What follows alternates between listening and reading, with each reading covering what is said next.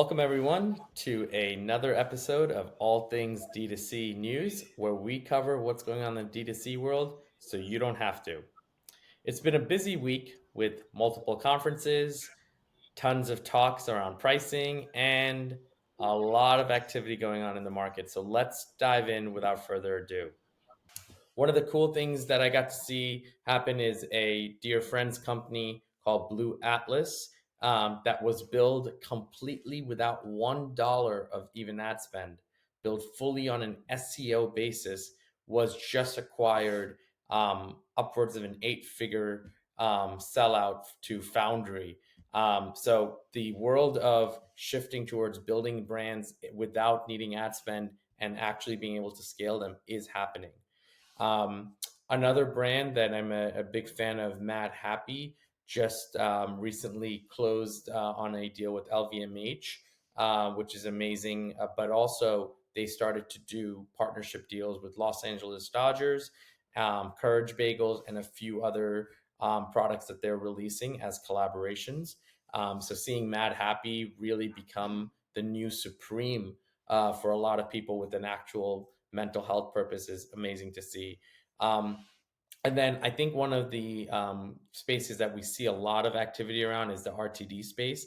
We saw Anheuser-Busch just partner with Los Sundays Tequila, which is incredible because we're seeing a lot of these different drinks and RTDs come about, especially in the alcoholic space.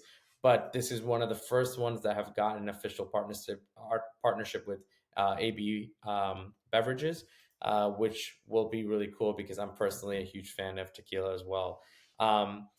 Lastly, there is someone that I think we all know, but don't really realize how big he is in the CPG and D2C space. It's actually Snoop Dogg, which is a famous rapper that a lot of people know. He's actually now has launched his fourth brand in the CPG and D2C space called Snoop Doggy Dogs. And it's going to be going into retailers such as Petcart, Petco, Kohl's, etc.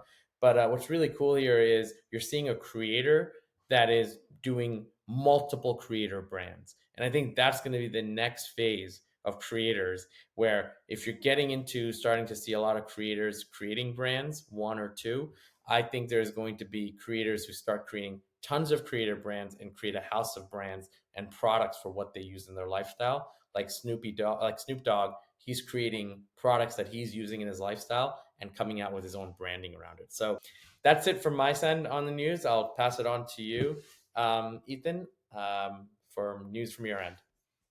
Thank you, Ron. Okay, what a crazy week we had. Let's start with Triple Whale. Their new pricing set DTC Twitter on fire. Later, Triple Whale's co-founder AJ tweeted and just apologized and explained more about their new pricing. But let me ask Ron for more details. What exactly happened? Yeah, absolutely. So I think this is a great example of communication error. What Triple Whale is doing is actually trying to create a wider spectrum of pricing by taking certain price tiers and bringing it to make it cheaper, but then taking certain price tiers on the other side and making it more expensive. So actually, like 50 to 60% of their users are actually going to be paying less per month now, because they're going to unlock features at different price levels. And then there are people who are on the other side of the tiers that are going to be spending a little bit more, but they're going to get added features. The problem was that Triple Whale just didn't explain this to anyone and just rolled out new pricing. And although it really actually helped a lot of people, it kind of came off like, oh, wait, I need to be spending more money all of a sudden.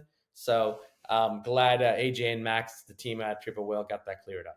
So the last news is about Shopify. Shopify announced a new product, an AI assistant, Sidekick. I'm really excited about this product. It's not like another AI assistant with only a chat GPT interface. No, it can do things for you. Exactly. You can ask, I don't know, put everything on sales, add a collection, remove a collection, and help you on your website design, on the design of your team and everything.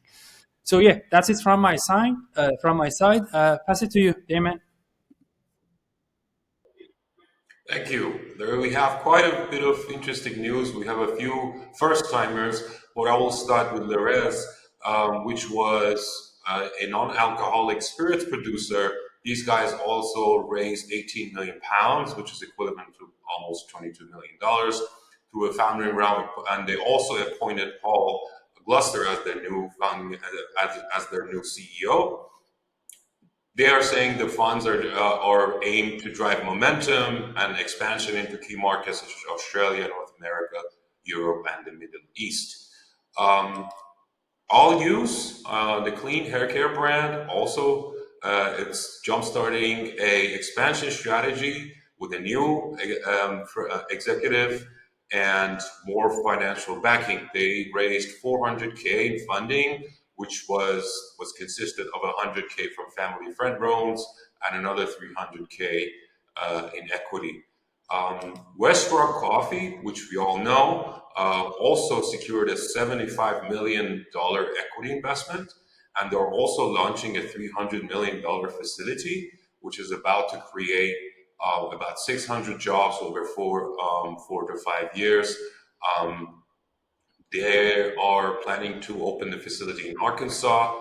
So they are talking automation, robotics, brand new, a lot of new various beverages, new development lab, and FDA certified pilot plants.